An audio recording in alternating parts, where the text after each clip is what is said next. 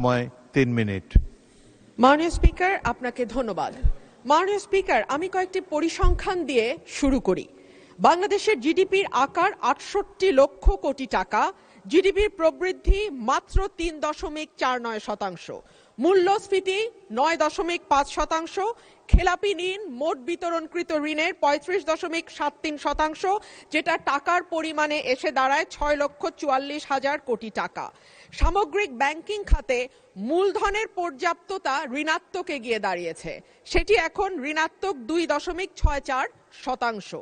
বেসরকারি খাতে ঋণের প্রবৃদ্ধি কমতে কমতে ২২% থেকে নেমে দাঁড়িয়েছে ৫%। বাণিজ্য ঘাটতি বেড়েছে এবং হয়ে দাঁড়িয়েছে $২২.২১ বিলিয়ন, যেটি ইন্ডিকেট করে রপ্তানির হ্রাস এবং আমদানির বৃদ্ধিকে। আগে যেটা ছিল ২২%। মাননীয় স্পিকার, শ্বেতপত্র বলছে বাংলাদেশ থেকে গত ১৫ বছরে পাচার হয়ে গেছে $২৩৪ বিলিয়ন, অর্থাৎ বছরে প্রায় ১৪ থেকে ১৬ বিলিয়ন ডলার পাচার হয়েছে। অন্যদিকে গ্লোবাল ফাইন্যান্সিয়াল ইন্টিগ্রিটি বলছে ওভার এবং আন্ডার ইনভয়েসিং এর মাধ্যমে বছরে $৮ বিলিয়ন দেশ থেকে বাইরে গেছে। বাংলাদেশের ব্যাংককে রাজনৈতিক হাতিয়ার হিসেবে গত ১৫ বছরে ব্যবহার করা হয়েছে। যাদের দৃশ্যমান কোনো ব্যবসা নাই তাদেরকে ঋণ দেয়া হয়েছে, পরিবারের হাতে ব্যাংকগুলোকে একটির পর একটি তুলে দেয়া হয়েছে। রাজনৈতিক সিদ্ধান্তে সুদ হার ও ডলারের দাম ঠিক করা হয়েছে। ডলারের উপর চাপ কমাতে দাম ধরে রাখা হয়েছে, অন্যদিকে ১৮ থেকে ২০ বিলিয়ন ডলার এই খাত থেকে বিদেশে চলে গেছে। শেয়ার বাজার এবং কর ব্যবস্থাপনা উন্নত না হলে পুরো চাপ গিয়ে পড়বে ব্যাংক খাতের উপরে। আমরা জানি মাননীয় স্পিকার, বাংলাদেশে ঘাটতি বাজেট দেওয়ার একটি সংস্কৃতি আছে এবং এই ঘাটতি পূরণ হয় দেশের ব্যাংকগুলো থেকে ঋণ নিয়ে কিংবা বিদেশি ব্যাংক থেকে ঋণ বা অনুদানের মাধ্যমে। মাননীয় স্পিকার, ব্যাংক খাত যেখানে অলরেডি খেলাপি ঋণ বা মন্দ ঋণ মোট বিতরণকৃত ঋণের ৩৫% গিয়ে পৌঁছেছে, সেখানে এই ব্যাংকগুলো আর ব্যক্তি খাতে বিনিয়োগের জন্য কোনো ঋণ দেওয়ার অবস্থায় আছে কিনা সেটা একটি বড় প্রশ্ন। আইএমএফ সম্প্রতি জানিয়েছে যে তারা বাংলাদেশে যে ঋণের চুক্তি হয়েছিল তার পরবর্তী কিস্তিগুলো নতুন সরকারকে আর দেবে না, তারা নতুন করে চুক্তি করতে বলছে। সুতরাং এখন ঋণের দিকে আমাদের তাকাতে হবে চীন বা এরকম কোন দেশের দিকে। আমরা যখন কোনো ভিন্ন দেশ থেকে ঋণ নেই এডিবি, ওয়ার্ল্ড ব্যাংক বা আইএমএফ এর বাইরে গিয়ে, তখন দেখা যায় সেখানে সুদের হার অনেক বেশি থাকে এবং দ্রুত সময়ের মধ্যে সেটি পরিশোধেরও একটা চাপ থাকে। সো এই সামষ্টিক অর্থনৈতিক চাপের মধ্যে অর্থমন্ত্রী কি করে এই বাজেট বাস্তবায়ন করবেন এবং সম্পূরক বাজেটে যেই টাকা তিনি চেয়েছেন পরিচালন ব্যয়ের জন্য।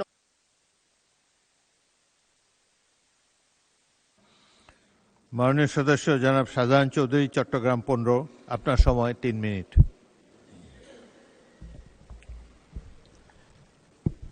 আসসালামু আলাইকুম। মাননীয় স্পিকার, আপনাকে অসংখ্য ধন্যবাদ।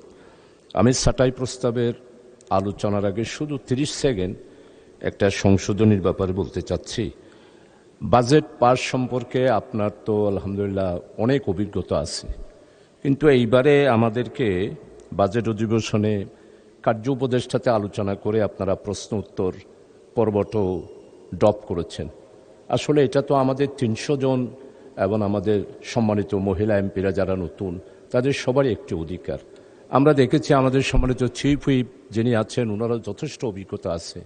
বাজেট অধিবেশনে এইভাবে ৭১ পেজি ড্রপ করা হয়, গৃহীত নোটিশ ড্রপ করা হয়, কিন্তু প্রশ্ন উত্তরটা তো সমস্ত বাজেট অধিবেশনে আমরা মোটামুটি 50%, অর্থাৎ বাজেট পাস হওয়ার 10 দিন আগেই বন্ধ করে দেওয়া হয়, এরপরে বাজেট আলোচনা চলে। এটা আমার অভিজ্ঞতা, আমি লাইব্রেরিতে এগুলো দেখেছি। কিন্তু এইবারে বাজেট অধিবেশন হলো, বাজেট পেশ হলো, আমরা আসলাম 14 তারিখ, দেখলাম যে প্রশ্ন উত্তর ড্রপ করা হয়েছে। এই জন্য এই বিষয়টা আপনার সদয় বিবেচনার জন্য আপনার কাছে আমি রাখলাম। মানে স্পিকার, আমাদের মাননীয় অর্থমন্ত্রী বাজেট পেশ করেছেন, আমি ওনাকে আন্তরিকভাবে দোয়া করি, যেহেতু দীর্ঘদিন পর 18 বছরের নির্যাতন নিপীড়নের পর একটি বাজেট উনি দেশের জন্য দিয়েছেন। এখন উনি সম্পূরক বাজেটে যা চেয়েছেন তার জন্য আমি প্রথম যে আলোচনাটা সেটা হলো যে বিদেশে যে পাচারকৃত টাকাটা, যেমন আমাদের তৎকালীন প্রধানমন্ত্রী এবং ওনার পরিবার এবং ওনাদের রাজনৈতিক নেতৃবৃন্দ সবাই মিলে যেটা দেখতে পাচ্ছি সেটা হচ্ছে যে $234 বিলিয়ন বিদেশে পাচার হয়েছে। এরপরে আর অন্যদিকে দেখতে পাচ্ছি রপ্তানি, আমদানি এত বেশি পরিমাণ আমরা আমদানির দিকে ঝুঁকে পড়েছি। আর অথচ রপ্তানির ক্ষেত্রে আমাদের সম্মানিত অর্থমন্ত্রী, উনি একজন বাণিজ্যের ব্যাপারে উনার 2001 সালে উনি বাণিজ্য মন্ত্রী ছিলেন, তখনও আমরা আলোচনা করেছি এইভাবে যে আমাদের রপ্তানি যেভাবে করে আমরা রপ্তানি থেকে যেইভাবে করে আমরা রপ্তানি করতে পারছি না, এবং এই ব্যাপারে আয় আমাদের নামতে নামতে নামতে এমন একটা অবস্থায় এসেছে যেটা আমাদের মাননীয় সদস্য রুমিন ফারখানা এখানে পরিসংখ্যান দিয়েছেন। এরপরে হচ্ছে যে বিদেশি ঋণ, IMF ব্যাংক 18 বছরে আমাদের যা ঋণ দিয়েছে শুধু অনলি ফর ইন্টারিয়াম গভর্নমেন্ট একটি কিস্তি শোধ করেছেন, তাও বিদ্যুৎ খাতে। আর এই আমাদের নতুন সরকার, গণতান্ত্রিক সরকার এসেছে মাত্র সময়, এখন 3 মাস পেয়েছেন, এরপরে বাজেটটা দিয়েছেন, কিন্তু উনার এই ব্যয়ের ব্যাপারে সম্পূরক বাজেটে উনি যেটা চেয়েছেন, এখন নতুন করে আমরা IMF ব্যাংককে নতুন শর্ত দিয়ে যদি ঋণ আনতে হয় তাহলে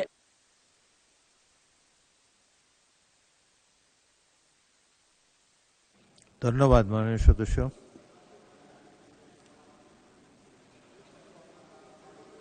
আর 1 মিনিটে কনক্লুড করেন তাহলে। মানে স্পিকার, আসলে সম্পূরক বাজেটে একটু সময় তো দিতে হয়। মাননীয় চিফ হুইপ এখানে আছেন, আমরা একটু আলোচনা করি না এই বাজেটের পরে মানুষের কল্যাণের জন্য, জনগণের কল্যাণের জন্য। উনি বাজেটের মধ্যে আমি যে এই বিষয়টা সেটা হচ্ছে যে সামাজিক সুরক্ষা, এই সামাজিক সুরক্ষার ব্যাপারে এইবারে বাজেটে উৎসাহ দেওয়া হয়েছে। উনি অনেক পরিকল্পনাও নিয়েছেন, কিন্তু আমার কথা হলো যে কার্যকর সামাজিক সুরক্ষার জন্য আমরা বিভিন্ন পয়েন্ট দিয়েছি, বিভিন্ন সেক্টর দিয়েছি। আসলে এই সবগুলা সেক্টরের মধ্যে এই টাকাগুলো বাক হয়ে যাওয়ার পর সামাজিক সুরক্ষাটা হয় না মাননীয় স্পিকার। এই জন্য আমার স্পেসিফিক উনি যে সম্পূরক বাজেটে টাকা চেয়েছেন, এখানে অনেক ডিপার্টমেন্ট আছে, তো আমি এটার জন্য প্রস্তাব দিয়েছি যে এই অর্থ বিভাগের বিষয়ে আলোচনা উত্থাপনকালে এই 109 অর্থাৎ 7 নম্বর দাবিতে আমি এই বাজেটটা কমানোর জন্য দাবি দিয়েছি এবং রীতি অনুসারে বলেছি। ধন্যবাদ, ধন্যবাদ মাননীয় সদস্য। পরবর্তী বক্তা GM নজরুল ইসলাম, সাতক্ষীরা 4, অনুপস্থিত। জনাব মোহাম্মদ আব্দুল গফুর, কুষ্টিয়া 2, আপনার সময় 3 মিনিট। বিসমিল্লাহির রহমানির রহিম। মাননীয় স্পিকার, আপনাকে ধন্যবাদ। সরকার আজ মহান সংসদে বিগত অর্থ বছরের নির্ধারিত বরাদ্দের বাইরে অতিরিক্ত বরাদ্দ অনুমোদনের জন্য সম্পূরক বাজেট পেশ করেছেন। আমি এর তীব্র বিরোধিতা করছি এবং মিতব্যয়িতাজনিত ছাঁটাই প্রস্তাব পেশ করছি। মাননীয় স্পিকার, আমার আপত্তির মূল কারণগুলো হলো আর্থিক শৃঙ্খলতার অভাব ও অপচয়। মাননীয় স্পিকার, বাজেট প্রণয়নের সময় প্রতিটি মন্ত্রণালয়কে সুনির্দিষ্ট বরাদ্দ দেওয়া হয়, কিন্তু আমরা দেখছি সরকার সেই নির্ধারিত সীমার মধ্যে খরচ সীমাবদ্ধ রাখতে ব্যর্থ হয়েছে। যদি অর্থবছরের শুরু থেকে প্রতিটি টাকা, প্রতিটা পয়সা সঠিকভাবে এবং স্বচ্ছতার সাথে ব্যয় করা হতো, তবে আজ জনগণের ট্যাক্সের টাকা থেকে এই অতিরিক্ত বরাদ্দের প্রয়োজন হতো না। মাননীয় স্পিকার, এই অতিরিক্ত চাহিদা প্রমাণ করে যে সরকারি ব্যয়ে কোনো নিয়ন্ত্রণ এবং মিতব্যয়িতা ছিল না। মাননীয় স্পিকার, দ্রব্যমূল্যের ঊর্ধ্বগতি ও সাধারণ মানুষের হাহাকার। আজ যখন আমরা এখানে অতিরিক্ত টাকা অনুমোদনের জন্য আলোচনা করছি, ঠিক তখন বাইরে সাধারণ মানুষের অবস্থা অত্যন্ত শোচনীয়। নিত্য প্রয়োজনীয় দ্রব্যের মূল্যের লাগামহীন ঊর্ধ্বগতিতে সাধারণ মানুষের নাভিশ্বাস উঠেছে। চাল, ডাল, তেল থেকে শুরু করে প্রতিটি পণ্যের দাম আজ সাধারণের ক্রয় ক্ষমতার বাইরে। সরকার সম্পূরক বাজেটে কোটি কোটি টাকা অতিরিক্ত চাচ্ছেন, কিন্তু বাজার নিয়ন্ত্রণে তাদের কোনো কার্যকর পদক্ষেপ চোখে পড়ছে না। মাননীয় স্পিকার, সিন্ডিকেট আর মধ্যস্বত্বভোগীদের দৌরাত্ম্য বাজার আজ অস্থিতিশীল। আমি সরকারকে প্রশ্ন করতে চাই, অতিরিক্ত বরাদ্দ আপনারা চাচ্ছেন তার কতটুকু বাজার মনিটরিং বা সাধারণ মানুষের কষ্ট লাঘবে ব্যয় হবে? কঠোর মনিটরিং এবং অসাধু ব্যবসায়ীদের বিরুদ্ধে ব্যবস্থা নেওয়ার পরিবর্তে সরকার কেবল বরাদ্দ বাড়িয়েই চাচ্ছে। প্রকান্তরে বা সাধারণ মানুষের উপর ঋণের বোঝা বাড়ছে। মাননীয় স্পিকার, আমি মিতব্যয়িতার আহ্বান জানাই। দেশের এই অর্থনৈতিক সংকটে সরকারের উচিত ছিল অপ্রয়োজনীয় ব্যয় কমিয়ে মিতব্যয়িতার দৃষ্টান্ত স্থাপন করা, অথচ আমরা দেখছি বিপরীত চিত্র। বিলাসিতা আর অপরিকল্পিত খাতে অর্থ। মাননীয় সদস্য, আপনার উচিত ছিল প্রথমেই আপনার প্রস্তাবটি দেওয়া। এখন আপনি আপনার প্রস্তাবটা যেটা দিয়েছেন সেটা পাঠ করুন। মাননীয় স্পিকার, জনগণের কষ্ট লাঘবে এই অতিরিক্ত বরাদ্দের দাবি এখানে প্রত্যাহার যেটা করা লেখা হোক। আছে সেটা পড়েন। আপনি যে আমি দাবিটা দিয়েছেন সেটা পড়েন 1 মিনিটে। আমি প্রস্তাব করছি এই সম্পূরক বাজেট থেকে অর্থ কমিয়ে তা বাজার নিয়ন্ত্রণ এবং সাধারণ মানুষের ভর্তুকি খাতে সরিয়ে নেওয়া হোক। বাজার মনিটরিংয়ে কঠোর পদক্ষেপ না নিয়ে, দ্রব্যমূল্য না কমিয়ে এই অতিরিক্ত অর্থ ব্যয়ের কোনো নৈতিক অধিকার সরকারের নেই। তাই আমি আমার ছাঁটাই প্রস্তাবের পক্ষে এই মহান সংসদের সমর্থন কামনা করছি। ধন্যবাদ। ধন্যবাদ মাননীয় সদস্য। আপনি প্রস্তাব করেছেন যে অর্থ বিভাগ বিষয়ে আলোচনা উত্থাপন কল্পে হিসাবের খাত 109 অর্থ বিভাগ শিরোনামাধীন 7 নং দাবি হতে 500 টাকা হ্রাস করা হোক। এটাই ছিল আপনার প্রস্তাব। সেটা তো পড়েন নাই। পড়তে চান? এখন পড়তে পারলে এখনো পড়তে পারেন, টাইম আছে।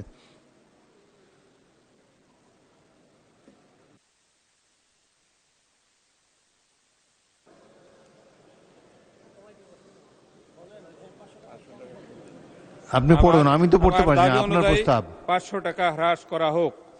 ধন্যবাদ মাননীয় স্পিকার। ধন্যবাদ।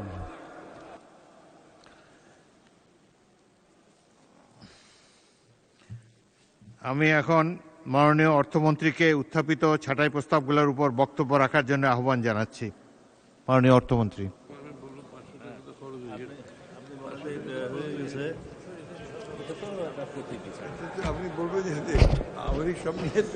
মাননীয় স্পিকার, আপনাকে ধন্যবাদ।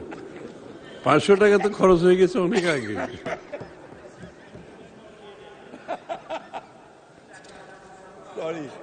আপনাকে ধন্যবাদ মাননীয় স্পিকার। আমি আমির খসরু মাহমুদ চৌধুরী অর্থমন্ত্রী প্রস্তাব করছি যে আর্থিক প্রতিষ্ঠান বিভাগ হতে 26-27 সনের 30 জুন তারিখে সমাপ্য না, আমি তো ইয়েতে পড়তে হবে বক্তব্যটা, সরি হ্যাঁ না ঠিক আছে, ধন্যবাদ মাননীয় স্পিকার। যে সকল মাননীয় সদস্য ছাঁটাই প্রস্তাবের পক্ষে বক্তব্য রেখেছেন আমি তাদেরকে ধন্যবাদ জানাচ্ছি। মাননীয় স্পিকার, সরকারের অগ্রাধিকার অনুযায়ী 10,000 টাকা কৃষি ঋণের আসল ও সুদ মওকুফ এবং এডিপিভুক্ত 2টি এবং এডিপি বহির্ভূত 4টি প্রকল্পে প্রয়োজনীয় অর্থের সংস্থান করায় এই অতিরিক্ত বরাদ্দ প্রয়োজন হয়েছে। আর্থিক প্রতিষ্ঠান বিভাগের নিজস্ব ব্যয় মেটানোর জন্য কোনো অতিরিক্ত বরাদ্দ দাবি করা হয়নি বিধায় বাড়তি বরাদ্দের প্রস্তাবটি যৌক্তিক। আর এই কারণেই মাননীয় সদস্যদের আনিত ছাঁটাই প্রস্তাব সমূহ গ্রহণ করা সম্ভব হচ্ছে না। মাননীয় স্পিকার, আপনাকে ধন্যবাদ।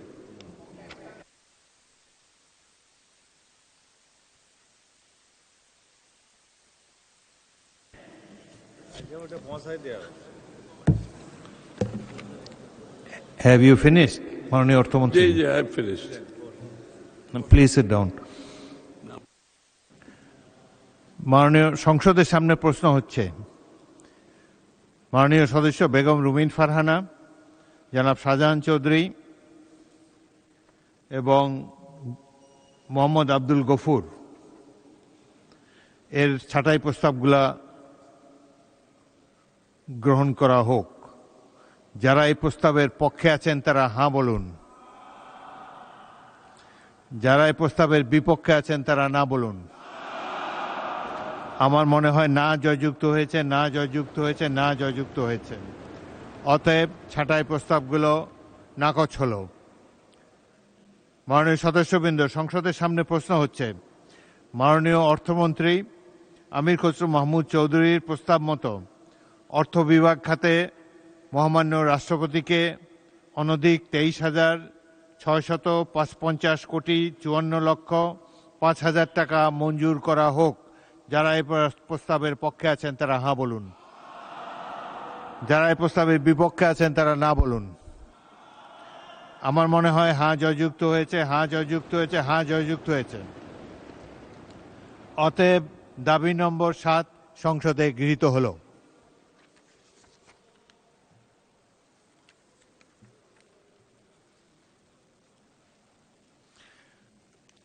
এখন আমি যাচ্ছি দাবি নম্বর 9। মাননীয় অর্থমন্ত্রী আমির খসরু মাহমুদ চৌধুরীকে দাবি নম্বর 9 উত্থাপনের জন্য আহ্বান জানাচ্ছি। আপনাকে ধন্যবাদ মাননীয় স্পিকার।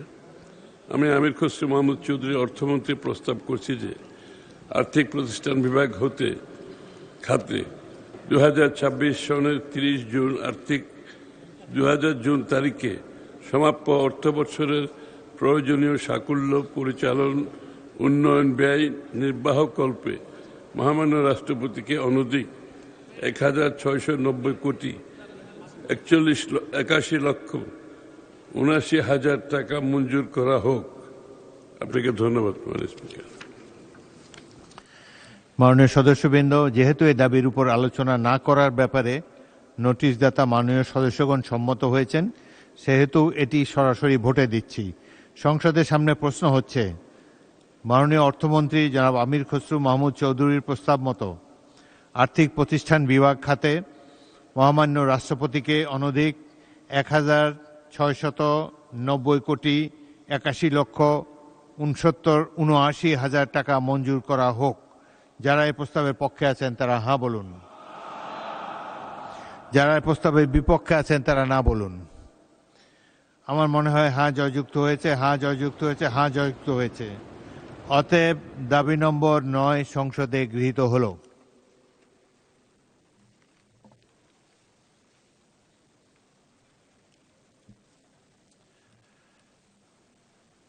এখন আমি দাবি নম্বর 11 উত্থাপনের জন্য মাননীয় পরিকল্পনা মন্ত্রী জনাব আমির খসরু মাহমুদ চৌধুরীকে আহ্বান জানাচ্ছি।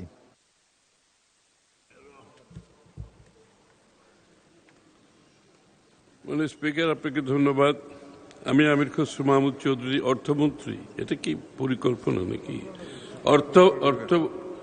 অর্থমন্ত্রী পরিকল্পনা বিভাগ খাতে 2026 সনের 30 জুন তারিখে সমাপ্য অর্থবৎসরের প্রয়োজনীয় সাকুল্য পরিচালন উন্নয়ন ব্যয় নির্বাহকল্পে মহামান্য রাষ্ট্রপতিকে অনধিক 12,407 কোটি 83,88,000 টাকা মঞ্জুর করা হোক। আপনাকে ধন্যবাদ মাননীয় স্পিকার। মাননীয় সদস্যবৃন্দ, এই দাবির উপর আলোচনা করার ব্যাপারে নোটিশদাতা মাননীয় সদস্যগণ সম্মত হয়েছেন। দাবি নম্বর 11 উপরে 16 জন মাননীয় সংসদ সদস্য ছাঁটাই প্রস্তাব দিয়েছেন।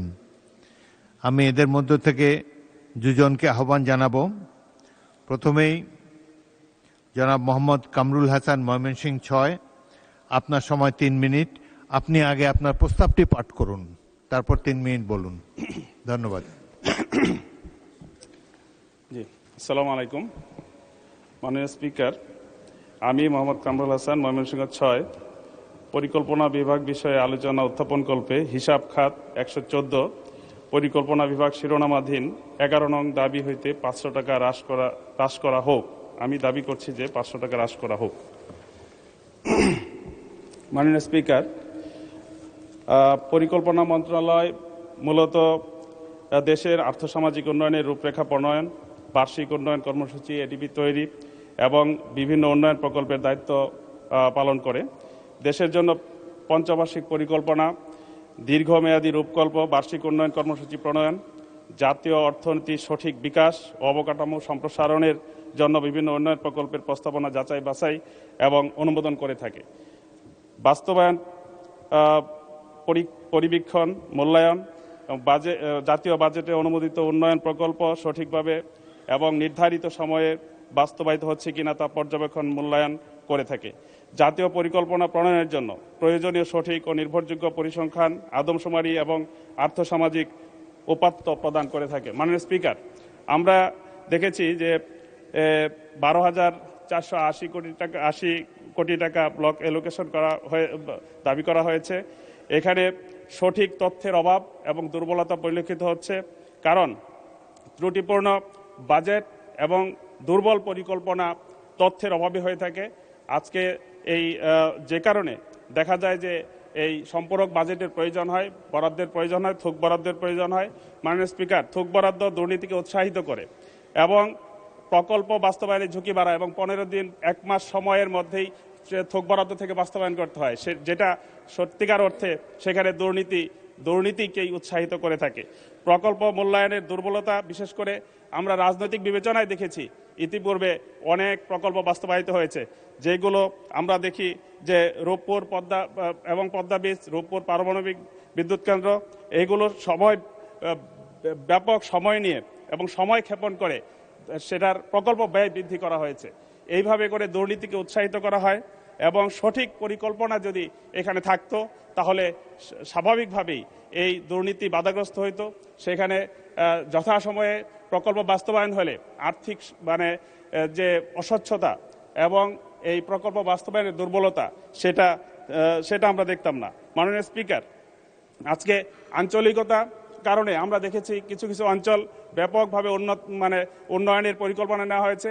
আমি যদি বলি যে আমার ময়মনসিংহ বিভাগে উন্নয়ন পরিকল্পনায় আমরা আসলেই নবীন একটা বিভাগ হওয়ার পরেও সেখানে কিন্তু উন্নয়নের ছোঁয়া লাগেনি। মাননীয় সদস্য, আরেক মিনিটে কনক্লুড করুন প্লিজ। মাননীয় স্পিকার, আপনাকে ধন্যবাদ। যে কারণে এই পরিকল্পনা নেওয়ার সময় দেখা হয় যে রাজনৈতিক বিবেচনায় পরিকল্পনা হয় এবং সেখানে মেগা প্রকল্প, মেগা দুর্নীতি। এই কারণে আমরা দেখেছি সুষম উন্নয়ন থেকে বঞ্চিত হচ্ছে এই জাতি। গোটা জাতির দায়িত্ব নিয়ে আমরা এখানে এসেছি এই সংসদে, মহান সংসদে। আমাদেরকে ভুলে গেলে চলবে না, আমরা টোটাল জাতির দায়িত্ব নিয়েছি। অতএব জাতীয়ভাবেই চিন্তা করতে হবে, আমাদেরকে আরো উদার মানসিকতা নিয়ে সব দিক থেকে সুষম উন্নয়নের পরিকল্পনা নিতে হবে।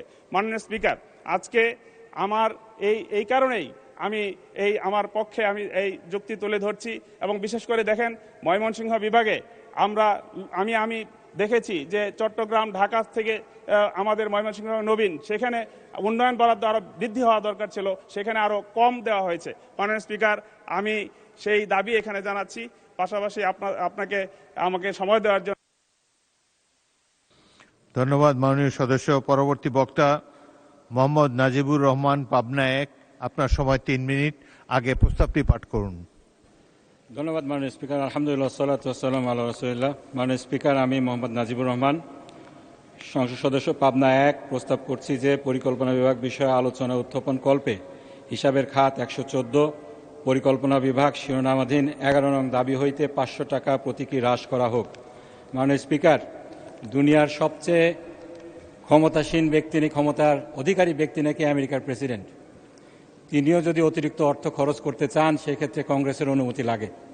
সম্প্রতি ইরানের যুদ্ধকেন্দ্রিক খরচের বিষয়ে তাকে কংগ্রেস ভোট দিয়ে বিল এনে তার খরচের যে বিষয়টা, অতিরিক্ত খরচের যে বিষয়টা ছিল সেটাকে হ্রাস করেছে। এদিক দিয়ে তিনি বাংলাদেশের প্রেসিডেন্টকে ঈর্ষা করতেই পারেন। বাংলাদেশের প্রেসিডেন্টকে সংবিধানের 91 অনুচ্ছেদ অনুযায়ী যে ক্ষমতা দেওয়া হয়েছে, অতিরিক্ত খরচের ব্যাপারে ওনাকে কারোর কাছে জবাবদিহি করতে হয় না। তিনি খরচ করবেন, তারপরে এটা রবার স্ট্যাম্পের মতো সম্পূরক বাজেট হিসাবে সংসদে পেশ করা হবে। আমাদের পাশ করা ছাড়া আর কোনো উপায় থাকবে না। মাননীয় স্পিকার, এই বিষয়টাকে অ্যাড্রেস করার জন্য একটি আইন হয়েছিল, সরকারি অর্থ ও বাজেট ব্যবস্থাপনা আইন 2009। সেখানে 12 নম্বর ধারায় যেটা বলা হয়েছে, সংশোধিত বাজেট যথাসম্ভব প্রত্যেক বছরের মার্চ মাসের মধ্যে পেশ করিতে হইবে। এক্ষেত্রে যথাসম্ভব এই শব্দটার অ্যাবিউজ করে, মিসইউজ করে বাজেট, সম্পূরক বাজেট কখনোই মার্চ মাসে দেওয়া হয় না। যথাসম্ভব বলতে কি বোঝানো হয়েছে এটার যথাযথ ব্যাখ্যা দরকার রয়েছে। কেন সরকার মার্চ মাসে সম্পূরক বাজেট দিতে ব্যর্থ হলো? মার্চ মাসের পরে এপ্রিল গেল, মে গেল, 2টা মাসেও সম্পূরক বাজেট দিতে ব্যর্থ হলো, জুন মাসে এসে সম্পূরক বাজেট দিল। এই ব্যাপারে সরকারি দলকে, যারা এই সম্পূরক বাজেট নিয়ে এসেছেন, তাদেরকেও জবাবদিহির আওতায় আনতে হবে। সেজন্য আমার যে প্রস্তাব রয়েছে, স্পেসিফিক প্রস্তাব, সেটা হলো এই সংবিধানের 91 অনুচ্ছেদে রাষ্ট্রপতির নামে সরকারকে যেভাবে করে দেওয়া হয়েছে, ক্ষমতা দেওয়া হয়েছে, যথেচ্ছা খরচ করার পরে বাজেটটা সংসদের সম্পূরক বাজেট হিসাবে নিয়ে আসার, এটাকে সংশোধন করতে হবে, সংস্কার করতে হবে। পাশাপাশি সরকারি অর্থ এবং বাজেট ব্যবস্থাপনা আইনের যে স্পিরিটটা রয়েছে, মার্চ মাসের মধ্যে সম্পূরক বাজেটটাকে আনতে হবে। এখানে কোনো যে ধরনের এখতিয়ার দেওয়া হয়েছে, যথাসম্ভব এই ক্লজটার মাধ্যমে এটাকে উঠিয়ে সম্পূরক বাজেটকে মার্চ মাসের মধ্যে পাশ করে তারপরে অতিরিক্ত যে অর্থটা খরচ করার বিষয় আছে, সেটা সরকারকে করতে হবে। আমি সেজন্য যেটা বলছি, এটাকে যেহেতু এই খাতে 12,500 কোটি টাকা অতিরিক্ত খরচ করা হয়েছে, জাতি জানতে চায় এটা কোন খাতে খরচ করা হয়েছে। একটি বই দেওয়া হয়েছে আমাদেরকে, সংশোধিত বার্ষিক উন্নয়ন কর্মসূচি, সেখানে বলা হয়েছে 12টা প্রকল্প আনা হয়েছে। এত অতিরিক্ত টাকা খরচ করা হলো।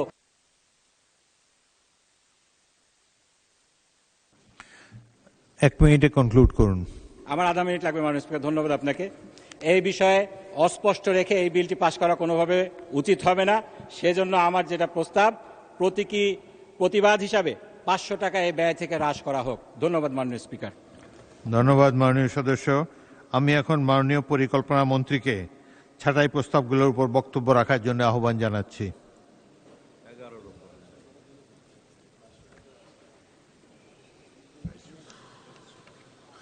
মাননীয় স্পিকার, আপনাকে ধন্যবাদ। যে সকল মাননীয় সদস্য ছাঁটাই প্রস্তাব এর পক্ষে বক্তব্য রেখেছেন, আমি তাদের সকলকে ধন্যবাদ জানাচ্ছি। অনেক ভালো ভালো কথা এসছে, আলোচনার যৌক্তিকতাও রাখে। মাননীয় স্পিকার, পরিবার পরিকল্পনা বিভাগের 2টি চলমান প্রকল্পে, 3টি নতুন প্রকল্পে এবং বিশেষ প্রয়োজনে উন্নয়ন সহায়তা খাতে প্রয়োজনীয় অর্থের সংস্থান করাই এই অতিরিক্ত বরাদ্দ প্রয়োজন হয়েছে। পরিকল্পনা বিভাগের নিজস্ব ব্যয় মেটানোর জন্য কোনো অতিরিক্ত বরাদ্দ দাবি করা হয়নি বিধায় বাড়তি বরাদ্দের প্রস্তাবটি যৌক্তিক। আর এই কারণেই মাননীয় সদস্যগণের আনিত ছাঁটাই প্রস্তাব সমূহ গ্রহণ করা সম্ভব হচ্ছে না। মাননীয় স্পিকার, আপনাকে ধন্যবাদ। ধন্যবাদ মাননীয় অর্থমন্ত্রী। মাননীয় সদস্য মোহাম্মদ কামরুল হাসান এবং মোহাম্মদ নাজিবুর রহমানের ছাঁটাই প্রস্তাবগুলো গ্রহণ করা হোক, এটাই সংসদের সামনে প্রশ্ন। যারা এই প্রস্তাবের পক্ষে আছেন তারা হ্যাঁ বলুন, যারা এই প্রস্তাবের বিপক্ষে আছেন তারা না বলুন। আমার মনে হয় না জয়যুক্ত হয়েছে, না জয়যুক্ত হয়েছে, না জয়যুক্ত হয়েছে। অতএব ছাঁটাই প্রস্তাবগুলো নাকচ হলো। সংসদের সামনে প্রশ্ন হচ্ছে, মাননীয় পরিকল্পনা মন্ত্রী আমির খসরু মাহমুদ চৌধুরীর প্রস্তাব মতো পরিকল্পনা বিভাগ খাতে মহামান্য রাষ্ট্রপতিকে অনধিক 12,407 কোটি 83,88,000 টাকা মঞ্জুর করা হোক। যারা এই প্রস্তাবের পক্ষে আছেন তারা হ্যাঁ বলুন, যারা এই প্রস্তাবের বিপক্ষে আছেন তারা না বলুন। আমার মনে হয় হ্যাঁ জয়যুক্ত হয়েছে, হ্যাঁ জয়যুক্ত হয়েছে এবং হ্যাঁ জয়যুক্ত হয়েছে। অতএব দাবি নম্বর 11 সংসদে গৃহীত হলো।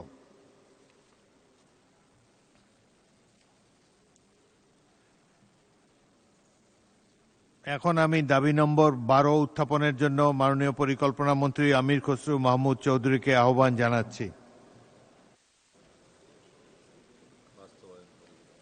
মাননীয় স্পিকার, আপনাকে ধন্যবাদ। আমি আমির খসরু মাহমুদ চৌধুরী, পরিকল্পনা মন্ত্রী, প্রস্তাব করছি যে বাস্তবায়ন, পরিবীক্ষণ ও মূল্যায়ন বিভাগ খাতে 2026 সনের 30 জুন তারিখে সমাপ্য অর্থবৎসরের প্রয়োজনীয় সাকুল্য পরিচালন উন্নয়ন ব্যয় নির্বাহকল্পে মহামান্য রাষ্ট্রপতিকে অনধিক 21,97,42,000 টাকা মঞ্জুর করা হোক। আপনাকে ধন্যবাদ মাননীয় স্পিকার। মাননীয় সদস্যবৃন্দ, যেহেতু এই দাবির উপর আলোচনা না করার ব্যাপারে নোটিশদাতা মাননীয় সদস্যগণ সম্মত হয়েছেন, সুতরাং এটি সরাসরি ভোটে দিচ্ছি। সংসদের সামনে প্রশ্ন হচ্ছে, মাননীয় পরিকল্পনা মন্ত্রী আমির খসরু মাহমুদ চৌধুরীর প্রস্তাব মতো বাস্তবায়ন, পরিবীক্ষণ ও মূল্যায়ন বিভাগ খাতে মহামান্য রাষ্ট্রপতিকে অনধিক 21,97,42,000 টাকা মঞ্জুর করা হোক।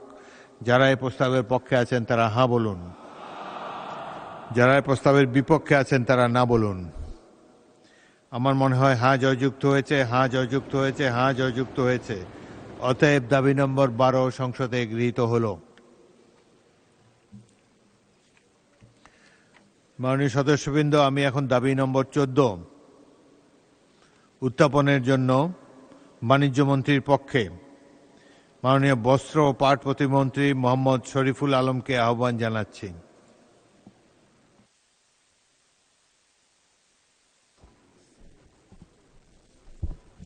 মাননীয় স্পিকার, আপনাকে ধন্যবাদ।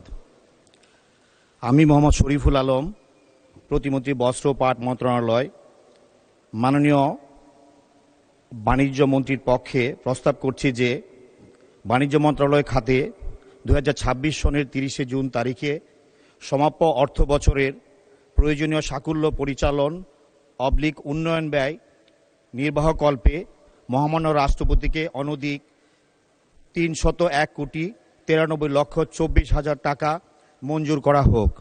মাননীয় স্পিকার, আপনাকে ধন্যবাদ।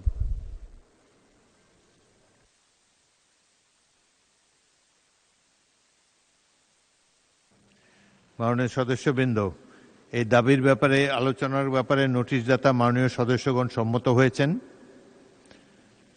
এদের মধ্যে দুজনকে আমি বক্তব্য রাখার জন্য আহ্বান জানাচ্ছি। প্রথমে জিএম নজরুল ইসলাম, সাতক্ষীরা 4। আপনি সময় হলো 3 মিনিট। প্রথমে আপনার প্রস্তাবটি উত্থাপন করুন। ধন্যবাদ। মাননীয় স্পিকার, আপনাকে ধন্যবাদ। আমি জনাব খন্দকার আব্দুল মুক্তাদির মাননীয় বাণিজ্য মন্ত্রীর প্রস্তাব অনুযায়ী তার বাণিজ্য মন্ত্রণালয় খাতে 2026 সালের 30 জুন পর্যন্ত 301,93,00,000 টাকার মঞ্জুরি প্রস্তাব করেছেন। আমি তার থেকে 500 টাকা হ্রাস করার জন্য আবেদন জানিয়েছি। মাননীয় স্পিকার, আমার কথা হলো, বাংলাদেশ দক্ষিণ পূর্ব এশিয়ার একটি উন্নয়নশীল দেশ। বাণিজ্য আমাদের দেশের একটা গুরুত্বপূর্ণ বিষয়। এক্সপোর্ট এবং ইম্পোর্ট, আমরা অধিকাংশ ক্ষেত্রে ইম্পোর্টই করে থাকি। এক্সপোর্টের কিছু মালামাল আমাদের দেশে আছে, সেগুলো বাইরে রপ্তানি হয়ে আমাদের দেশের অর্থনীতিকে মজবুত করছে বটে, কিন্তু এই খাতটা জনগণের কাছে খুব বেশি স্পষ্ট নয়। বাণিজ্যের বিষয়ে জনগণ খুব বেশি অভিজ্ঞ নয়। কোন বিষয়ে বাণিজ্য আমাদের দেশে অন্য দেশের সঙ্গে হয়ে থাকে সাধারণ লোক খুব বেশি জানে না। তা বিভিন্ন দেশ থেকে বাণিজ্যের ক্ষেত্রে যে আমাদের সমস্যা সৃষ্টি হয়ে থাকে সেটা হলো যে মালামাল আমদানি এবং রপ্তানি। আমাদের দেশের আভ্যন্তরভাগে যেগুলো আমদানি হয়ে থাকে, দেশের ভিতরে যেগুলো বিভিন্ন জায়গায় পরিবহন হয়ে থাকে, সেক্ষেত্রে সময়ের দিকটা লক্ষ্য রাখা দরকার। আমরা লক্ষ্য করছি এখন জুন মাসের আজকে হলো 15 তারিখ, মাত্র 15 দিন সময় আমাদের বাকি আছে। এই 15 দিন সময়ের মধ্যে 301,93,00,000 টাকার একটি সম্পূরক বা ঘাটতি বাজেট এখানে পেশ করা হয়েছে। এত লক্ষ লক্ষ টাকা এই কয়েকদিনের মধ্যে বা অতীতে খরচ কিভাবে হলো, বর্তমানে কিভাবে খরচ হবে, এটা জনগণের কাছে স্পষ্ট হবে না। মাননীয় স্পিকার, জনগণ জানতে পারবে না যে জনগণের আয়ের উৎস থেকে যে খরচটা করা হচ্ছে, এ খরচটা দায়বদ্ধতা সরকারের কাছে কতটুকু বা ওই মন্ত্রণালয়ের কতটুকু। এজন্য আমি অনুরোধ করেছি যে এই খাতের থেকে টাকা কিছু কমানো হোক, প্রতীক হিসেবে 500 টাকা কমিয়ে এটা ছাড়াই করা হোক। মাননীয় স্পিকার, আপনাকে ধন্যবাদ। ধন্যবাদ মাননীয় সদস্য। মোহাম্মদ আব্দুল আলিম, বাগেরহাট 4। আপনার সময় 3 মিনিট। আগে প্রস্তাবটি উত্থাপন করুন। মাননীয় স্পিকার, আপনাকে ধন্যবাদ আমাকে সুযোগ দেওয়ার জন্য। মাননীয় স্পিকার, বাণিজ্য মন্ত্রণালয়ের 117 যে শিরোনামের 14 নম্বর দাবি, সেই দাবি থেকে আমি প্রতীকী 400 টাকা হ্রাস করার জন্য আমি প্রস্তাব উত্থাপন করছি। মাননীয় স্পিকার, আমাদের সম্পূরক বাজেট পেশ করার কোনো প্রয়োজন নাও হতো যদি আমরা গুড গভর্নেন্স এবং সঠিক সুস্থ ব্যবস্থাপনার মাধ্যমে আমরা আমাদের সরকারি অর্থ আমরা খরচ করতে পারতাম। আমরা জানি যে আমাদের যে প্রতি বছর যে এডিপি আমরা নির্ধারণ করি, পরিকল্পনা করি, দেখা যাচ্ছে সেই এডিপি বাস্তবায়ন করার ক্ষেত্রে সারা বছর আমরা খুব একেবারে গদাই লস্করি চালে আমরা চলি। আমরা সেই সকল পরিকল্পনা বাস্তবায়ন ক্ষেত্রে আমাদের কোনো হুঁশ থাকে না। শেষের দিকে এসে আমরা সেটা তাড়াহুড়ো করি এবং সে তাড়াহুড়ো করতে গিয়ে তখনই হয় হচ্ছে অনিয়ম, তখনই হয় হচ্ছে ব্যাপক আকারের লুটপাট। সুতরাং এই সংস্কৃতির হাত থেকে আমাদের বের হয়ে আসতে হবে। আমরা যদি একটা প্রকল্প বাস্তবায়ন করার জন্য আমরা কার্যকরী পরিকল্পনা নিতে পারতাম, যে 3 মাস অন্তর অন্তর আমাদের অগ্রগতি আমরা মূল্যায়ন করতে পারতাম, তাহলে বোধহয় আমাদের বাড়তি খরচে কোনো প্রয়োজন ছিল না। মাননীয় স্পিকার, আজকে বাণিজ্য এই যে মন্ত্রণালয়ের দিকে যদি আমরা তাকাই, তাহলে আমরা জানি যে বিদেশ থেকে যে রেমিটেন্স আসে, সেই রেমিটেন্স যোদ্ধারা তাদের অনেক ত্যাগ এবং পরিশ্রম করে আমাদের জন্য রেমিটেন্স পাঠান, কিন্তু তারা কিন্তু ব্যাংকিং সেক্টরে কিন্তু তারা রেমিটেন্স পাঠান না। অনেকেই কিন্তু হুন্ডির মাধ্যমে রেমিটেন্স পাঠান। আমরা যদি আমাদের সেই সম্মানিত রেমিটেন্স যোদ্ধাদেরকে উৎসাহিত করতে পারি, সাহস দিতে পারি, তাহলে তারা যদি ব্যাংকিং সেক্টরের মাধ্যমে তাদের টাকা পাঠায়, তাহলে সেক্ষেত্রে আমাদের রাষ্ট্র উপকৃত হবে, আমাদের বাংলাদেশ সামনের দিকে এগিয়ে যাবে ইনশাআল্লাহ। মাননীয় স্পিকার, আমি যে কথা বলতে চাই সেটা হলো এই যে এডিপি বাস্তবায়ন করতে যে সঠিক সময়ের মধ্যে যদি আমরা বাস্তবায়ন করতে পারতাম, তাহলে আমরা যে দেখেছি যে আগামী 26-27 অর্থ বছরের জন্য 3 লক্ষ কোটি টাকার যে এডিপি ধরা হয়েছে, যদি আমরা আগামী অর্থ বছরে এটা সঠিক সময়ে বাস্তবায়ন করতে পারি, তাহলে আমাদের পাইপলাইনের মাধ্যমে আমাদের রাষ্ট্রীয় কোষাগারে 45,000 কোটি টাকা জমা হবে ইনশাআল্লাহ। তাহলে দেখা যাবে আমরা এই সকল যে নিজস্ব অভ্যন্তরীণভাবে অর্জিত যে টাকা, এই টাকা দ্বারাই কিন্তু আমরা এই ধরনের সম্পূরক বাজেট দিতে পারবো। আমাদের নতুন করে টাকা খরচ করার কোনো প্রয়োজন হবে না। মাননীয় স্পিকার, আমি আপনার মাধ্যমে এই মহান সংসদ দাবি জানাচ্ছি যে সঠিক ব্যবস্থাপনার মাধ্যমে যেন আমরা আমাদের রাষ্ট্রযন্ত্রকে পরিচালনা করতে পারি এবং সেই যে সংসদকে পাশ কাটিয়ে। 1 মিনিট কনক্লুড করুন। জি মাননীয় স্পিকার, আমাদের যে রীতি চালু হয়েছে যে আগে খরচ তারপরে অনুমোদন, আমি আপনার মাধ্যমে এই মহান সংসদে উত্থাপন করতে চাই যে আগে অনুমোদন তারপরে খরচ। সবাইকে ধন্যবাদ। আপনাকে ধন্যবাদ মাননীয় স্পিকার। আসসালামু আলাইকুম রহমতুল্লাহ। মাননীয় সদস্য মোহাম্মদ আবুল হাসান, সিলেট 5, আপনার সময় 3 মিনিট।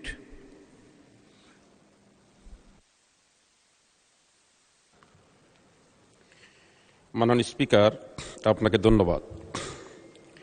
আমি আলোচ্য বিষয়ে যাওয়ার আগে 1 মিনিট আমি অত্যন্ত শ্রদ্ধার সাথে স্মরণ করছি এই মহান সংসদের সাবেক সংসদ সদস্য, আমার নির্বাচনী এলাকা জকিগঞ্জ খানাইঘাটের ফরিদউদ্দিন চৌধুরী সাহেব ইন্তেকাল করেছেন। জি, আমরা পত্রিকায় দেখেছি। ওনার জন্য আমি সবার কাছে দোয়া প্রার্থনা করছি। আচ্ছা, আগে প্রস্তাবটা পড়ুন মাননীয় সদস্য, আপনার প্রস্তাবটা আগে পড়ুন। আমি প্রস্তাব করিতেছি যে বাণিজ্য মন্ত্রণালয় বিষয়ে আলোচনা উত্থাপন কল্পে হিসাবের খাত 117 বাণিজ্য মন্ত্রণালয় শিরোনামাধীন 14 নম্বর দাবি হইতে 953.40 টাকা হ্রাস করা হোক। ধন্যবাদ মাননীয় স্পিকার। আপনি 3 মিনিট বলতে পারেন প্রস্তাবের পক্ষে। জি মাননীয় স্পিকার, আসলে ব্যবসা বাণিজ্যের মাধ্যমে আমাদের অর্থনৈতিক চালিকা শক্তি মজবুত হয়।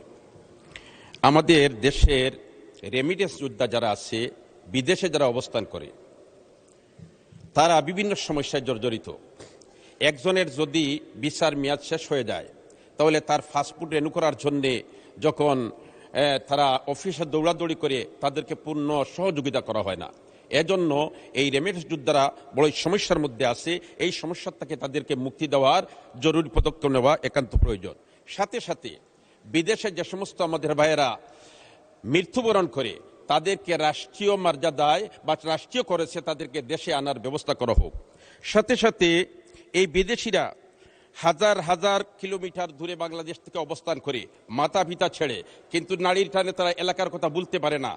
1 বছর 2 বছর 5 বছর পরে যখন তারা দেশে আসে, দেশে আসার সময় বিমানবন্দরে তাদের সাথে দিয়ে সৌজন্যমূলক আচরণ করা হয়। এটা কিন্তু মাননীয় স্পিকার মানানসই নয়। অতএব তাদেরকে আমরা সম্মানের সাথে কিভাবে ব্যবহার করতে পারি এরকম ব্যবস্থা নেওয়া হোক।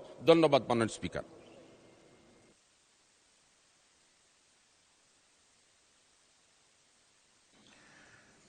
এখন আমি মাননীয় বস্ত্র পাট প্রতিমন্ত্রীকে ছাঁটাই প্রস্তাবগুলোর উপর বক্তব্য রাখার জন্য আহ্বান জানাচ্ছি।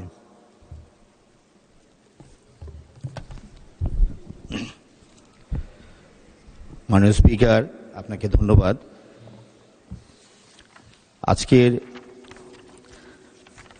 বাণিজ্য মন্ত্রী জনাব আব্দুল মুক্তাদির, মাননীয় বাণিজ্য মন্ত্রী মহোদয় প্রস্তাব যে করেছেন,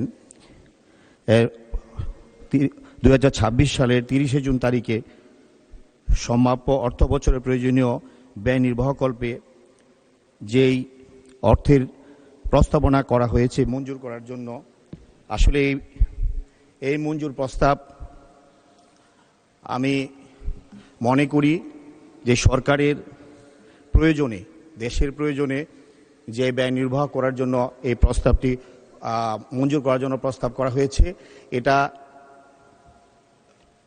বাণিজ্য মন্ত্রণালয়ের প্রয়োজনে এই খরচগুলো ইতিমধ্যেই সমাপ্ত হয়েছে। এটা প্রস্তাব করলে আমরা মনে করি যে এই কাজগুলো হয়েছে, এখানে আমাদের এই ব্যয় নির্বাহ করার যে ইতিমধ্যেই সম্পন্ন হয়েছে সেটার প্রয়োজনীয় যে আইনগত এবং এই ব্যয় নির্বাহ করার যে যৌক্তিকতা সেটা প্রমাণিত হবে। সেই কারণে আমি মনে করি যে ছাঁটাই প্রস্তাবগুলো যেটা দেওয়া হয়েছে এটা যৌক্তিক নয়। আমি সেই কারণে মনে করি যে এই প্রস্তাবটা সংসদে গ্রহণ করা হোক। ধন্যবাদ। এবং ছাঁটাই প্রস্তাবটি আমি অনুরোধ করছি নাকচ করার জন্য। মাননীয় স্পিকার, আপনাকে ধন্যবাদ। ধন্যবাদ মাননীয় প্রতিমন্ত্রী। সংসদের সামনে প্রশ্ন হচ্ছে জনাব GM নজরুল ইসলাম, জনাব মোহাম্মদ আব্দুল আলিম এবং জনাব মোহাম্মদ আবুল হাসানের ছাঁটাই প্রস্তাবগুলো গ্রহণ করা হোক। যারা এই প্রস্তাবের পক্ষে আছেন তারা হ্যাঁ বলুন, যারা এই প্রস্তাবের বিপক্ষে আছেন তারা না বলুন। আমার মনে হয় না জয়যুক্ত হয়েছে, না জয়যুক্ত হয়েছে, না জয়যুক্ত হয়েছে। অতএব ছাঁটাই প্রস্তাবগুলো নাকচ হলো। মাননীয় সদস্যবৃন্দ, সংসদের সামনে প্রশ্ন হচ্ছে মাননীয় বাণিজ্য মন্ত্রীর পক্ষে মাননীয় বস্ত্র ও পাট প্রতিমন্ত্রী মোহাম্মদ শরীফুল আলমের প্রস্তাব মতো বাণিজ্য মন্ত্রণালয় খাতে মহামান্য রাষ্ট্রপতিকে অনধিক 393,93,40,000 টাকা মঞ্জুর করা হোক। যারা এই প্রস্তাবের পক্ষে আছেন তারা হ্যাঁ বলুন, যারা এই প্রস্তাবের বিপক্ষে আছেন তারা না বলুন। আমার মনে হয় হ্যাঁ জয়যুক্ত হয়েছে, হ্যাঁ জয়যুক্ত হয়েছে, হ্যাঁ জয়যুক্ত হয়েছে। অতএব দাবি নম্বর 14 সংসদে গৃহীত হল।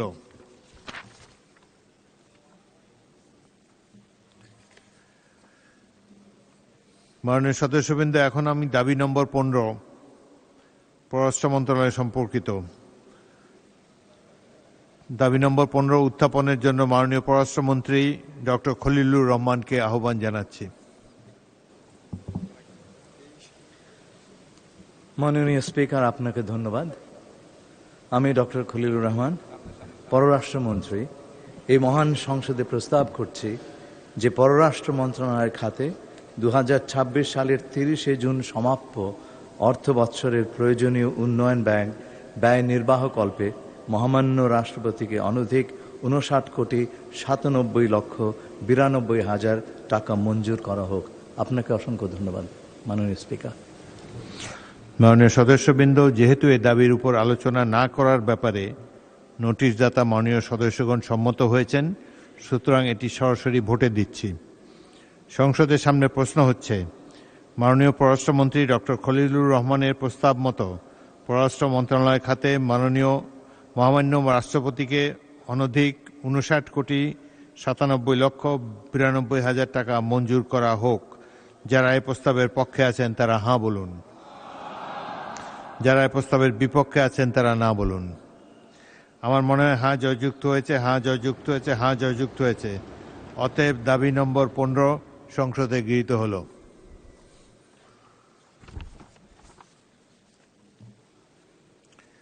মাননীয় পররাষ্ট্রমন্ত্রী, সাধারণ পরিষদের সভাপতি পদে নির্বাচিত হওয়ার জন্য আপনাকে অভিনন্দন জানাচ্ছি।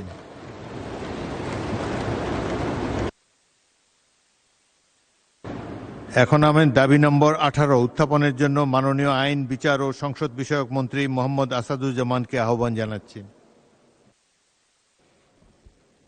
মাননীয় স্পিকার, আপনাকে ধন্যবাদ। মাননীয় স্পিকার, আমি মোহাম্মদ আসাদুজ্জামান, মন্ত্রী আইন, বিচার ও সংসদ বিষয়ক মন্ত্রণালয়, প্রস্তাব করছি যে আইন ও বিচার বিভাগ খাতে 2026 সালের 30 জুন তারিখে সমাপ্ত অর্থ বছরের প্রয়োজনীয় সাকুল্য পরিচালন এবং উন্নয়ন ব্যয় নির্বাহকল্পে মহামান্য রাষ্ট্রপতিকে অনধিক 84,74,36,000 টাকা মঞ্জুর করা হোক। আপনাকে ধন্যবাদ মাননীয় স্পিকার। মাননীয় সদস্যবৃন্দ, যেহেতু এ দাবির উপর আলোচনা না করার ব্যাপারে নোটিশদাতা মাননীয় সদস্যগণ সম্মত হয়েছেন, সেহেতু আমি সরাসরি ভোটে দিচ্ছি। সংসদের সামনে প্রশ্ন হচ্ছে, মাননীয় আইন, বিচার ও সংসদ বিষয়ক মন্ত্রী মোহাম্মদ আসাদুজ্জামানের প্রস্তাব মতো আইন ও বিচার বিভাগ খাতে মহামান্য রাষ্ট্রপতিকে অনধিক 84,74,36,000 টাকা মঞ্জুর করা হোক। যারা এই প্রস্তাবের পক্ষে আছেন তারা হাঁ বলুন, যারা এই প্রস্তাবের বিপক্ষে আছেন তারা না বলুন। আমার মনে হয় হাঁ জয়যুক্ত হয়েছে, হাঁ জয়যুক্ত হয়েছে, হাঁ জয়যুক্ত হয়েছে। অতএব দাবি নম্বর 18 সংসদে গৃহীত হলো।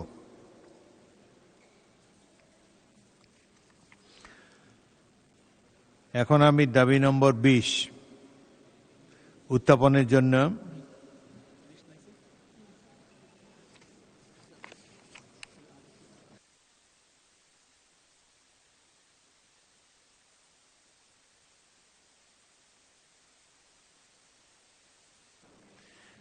মাননীয় সদস্যবৃন্দ, এখন আমি দাবি নম্বর 19-এ যাচ্ছি, জননিরাপত্তা বিভাগ। দাবি নম্বর 19 উত্থাপনের জন্য মাননীয় স্বরাষ্ট্রমন্ত্রী সালাউদ্দিন আহমদকে আহ্বান জানাচ্ছি। মাননীয় স্পিকার, আপনাকে ধন্যবাদ। আমি সালাউদ্দিন আহমদ, স্বরাষ্ট্রমন্ত্রী, প্রস্তাব করছি যে জননিরাপত্তা বিভাগ খাতে 2026 সালের 30 জুন তারিখে সমাপ্ত অর্থবছরের প্রয়োজনীয় সাকুল্য পরিচালন এবং উন্নয়ন ব্যয় নির্বাহকল্পে মহামান্য রাষ্ট্রপতিকে অনধিক 171,68,13,000 টাকা মঞ্জুর করা হোক। ধন্যবাদ মাননীয় স্পিকার। মাননীয় সদস্যবৃন্দ, যেহেতু এই দাবির উপর আলোচনা না করার ব্যাপারে নোটিশদাতা মাননীয় সদস্যগণ সম্মত হয়েছেন, সেহেতু এটি সরাসরি ভোটে দিচ্ছি। সংসদের সামনে প্রশ্ন হচ্ছে, মাননীয় স্বরাষ্ট্রমন্ত্রী সালাউদ্দিন আহমদের প্রস্তাব মতো জননিরাপত্তা বিভাগ খাতে মহামান্য রাষ্ট্রপতিকে অনধিক 171,68,13,000 টাকা মঞ্জুর করা হোক। যারা এই প্রস্তাবের পক্ষে আছেন তারা হাঁ বলুন, যারা এই প্রস্তাবের বিপক্ষে আছেন তারা না বলুন। আমার মনে হয় হাঁ জয়যুক্ত হয়েছে, হাঁ জয়যুক্ত হয়েছে, হাঁ জয়যুক্ত হয়েছে। অতএব দাবি নম্বর 19 সংসদে গৃহীত হলো। দাবি নম্বর 20 লেজিসলেটিভ ও সংসদ বিষয়ক বিভাগ। এখন আমি দাবি নং 20 উত্থাপনের জন্য মাননীয় আইন, বিচার ও সংসদ বিষয়ক মন্ত্রী মোহাম্মদ আসাদুজ্জামানকে আহ্বান জানাচ্ছি। মাননীয় স্পিকার, আপনাকে ধন্যবাদ। মাননীয় স্পিকার, আমি মোহাম্মদ আসাদুজ্জামান, মন্ত্রী আইন, বিচার ও সংসদ বিষয়ক মন্ত্রণালয়, প্রস্তাব করছি যে লেজিসলেটিভ ও সংসদ বিষয়ক বিভাগ খাতে 2026 সালের 30 জুন তারিখে সমাপ্ত অর্থ বছরের প্রয়োজনীয় সাকুল্য পরিচালন ব্যয় নির্বাহকল্পে মহামান্য রাষ্ট্রপতিকে অনধিক 87,85,000 টাকা মঞ্জুর করা হোক। মাননীয় স্পিকার, আপনাকে ধন্যবাদ। মাননীয় সদস্যবৃন্দ, যেহেতু এই দাবির উপর আলোচনা না করার ব্যাপারে নোটিশদাতা মাননীয় সদস্যগণ সম্মত হয়েছেন, সেহেতু এটি সরাসরি ভোটে দিচ্ছি। সংসদের সামনে প্রশ্ন হচ্ছে, মাননীয় আইন, বিচার ও সংসদ বিষয়ক মন্ত্রী মোহাম্মদ আসাদুজ্জামানের প্রস্তাব মতো লেজিসলেটিভ ও সংসদ বিষয়ক বিভাগ খাতে মহামান্য রাষ্ট্রপতিকে অনধিক 87,85,000 টাকা মঞ্জুর করা হোক। যারা এই প্রস্তাবের পক্ষে আছেন তারা হাঁ বলুন, যারা এই প্রস্তাবের বিপক্ষে আছেন তারা না বলুন। আমার মনে হয় হাঁ জয়যুক্ত হয়েছে, হাঁ জয়যুক্ত হয়েছে, হাঁ জয়যুক্ত হয়েছে। অতএব দাবি নম্বর 20 সংসদে গৃহীত হলো। 23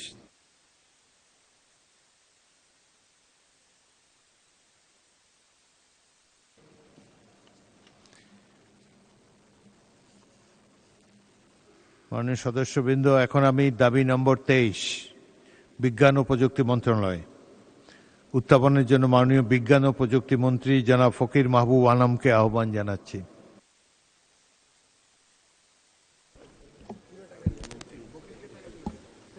মাননীয় স্পিকার, আপনাকে ধন্যবাদ।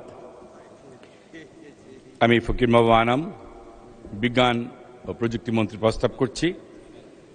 বিজ্ঞান ও প্রযুক্তি মন্ত্রণালয়ের খাতে 2026 30 জুন তারিখে সমাপ্য অর্থ বছরের প্রয়োজনীয় উন্নয়ন ব্যয় নির্বাহকল্পে মহামান্য রাষ্ট্রপতিকে অনধিক 4,923,48,54,00,000 কোটি টাকা মঞ্জুর করার অনুরোধ করছি। ধন্যবাদ মাননীয় স্পিকার। মাননীয় সদস্যবৃন্দ, এই দাবির উপর আলোচনা করার ব্যাপারে নোটিশদাতা মাননীয় সদস্যবৃন্দ সম্মত হয়েছেন।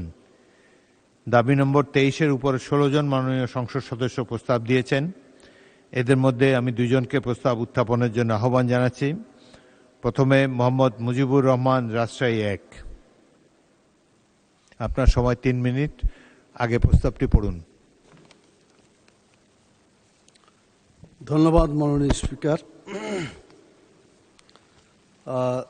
দাবি নম্বর 23 সম্পর্কে আমার যে ছাঁটাই প্রস্তাব, সেটা হচ্ছে যে আমি প্রস্তাব করছি যে বিজ্ঞান ও প্রযুক্তি মন্ত্রণালয় বিষয়ে আলোচনা উত্থাপন কল্পে হিসাবের খাত 126 বিজ্ঞান ও প্রযুক্তি মন্ত্রণালয় শিরোনামাধীন 23 নম্বর দাবি হইতে 500 টাকা হ্রাস করা হোক। মাননীয় স্পিকার, যারা সংসদের বাইরে আমাদের কথাগুলো শুনছেন, যেহেতু তাদের জানা নাই এই 1 টাকা, 100 টাকা, 500 টাকা ছাঁটাই করা হোক, এসব কথাবার্তা শুনে তারা কিছুই বুঝে না যে এইটা কোটি কোটি টাকার মধ্যে এই কাজটা কেন করা হয়েছে। হয়তো প্রতীকী জিনিস এটা অনেকে বুঝতে পারবে। আমার বক্তব্য হচ্ছে যে ভাষা আরও কিছু পরিবর্তন করা যায় কি না, যাতে সাধারণ মানুষকে বোঝানো যায় যে এটা এভাবে করা হয়েছে, গ্রহণযোগ্য কোনো ভাষা তৈরি করা যায় কি না, আপনার কাছে আমি বিনীত আবেদন রাখলাম। মাননীয় স্পিকার, যে সমস্ত প্রস্তাব আলোচনা হচ্ছে না, আমি বিনীত আবেদন করব আপনার কাছে, সমস্ত জাতীয় সংসদ সদস্যবৃন্দ যারা এখানে আছেন সবাই কিন্তু চান যে আমরা কোনো ভূমিকা রাখলাম কি না। তো আপনি এখানে লেখা আছে সবই, ছাঁটাই প্রস্তাবের উপর আলোচনা হলো না, এটা সঠিক, হয়তো কোনো আলোচনা করেই এটা করা হয়েছে, মানে উভয় পক্ষ সম্মত হয়ে। কিন্তু অন্তত নামগুলো যদি পড়া হয়, মাননীয় স্পিকার, কার্যপ্রণালী বিধিতে নাম উল্লেখের ব্যাপারে একটা ধারা আছে, আর যতটুকু মনে পড়ে, যদি ধারাটা আমার এই মুহূর্তে মনে নাই, সেজন্য যদি আপনি মেহরবানি করে যে প্রস্তাব এখানে দেওয়া হচ্ছে, ছাঁটাই প্রস্তাব, যারা যারা ছাঁটাই প্রস্তাব দিয়েছে তাদের নামগুলো আপনি যদি পড়েন, সবাই যদি একটু যায়ও, তবে সেই সমস্ত মাননীয় সংসদ সদস্যদের এলাকার জনগণ বুঝবে যে আমার এলাকার এমপি কথা বলতে পেরেছে আর কথা বলার চেষ্টা করেছেন। কিন্তু কোনো নাম না করেই ছাঁটাই প্রস্তাবকে ভোটে দেওয়া আমার মনে হয় কিছুটা অধিকার ক্ষুণ্ণ হচ্ছে কিনা, এ ব্যাপারে আপনি একটু ব্যাখ্যা দিলে বোধহয় ভালো হবে। আমি সংক্ষেপে কয়েকটি কথা বলছি মাননীয় স্পিকার। এখানে মানে মাথাভারী প্রশাসনের কারণে বিভিন্ন খাতগুলো মানে সত্যিকারভাবে টাকা কাজে লাগে না। অনেকে বলেছেন যে 100 টাকার মধ্যে 60 টাকাই চুরি হয়ে যায়, 40 টাকা হয়তো কাজে লাগে। এইরকম যদি অবস্থা হয় তাহলে দেশের অর্থনীতি এবং আরো বলতে চান মাননীয় সদস্য? 1 মিনিটে কনক্লুড করুন। ঠিক আছে মাননীয় স্পিকার, অনেকে বলেছেন এই কথাগুলো।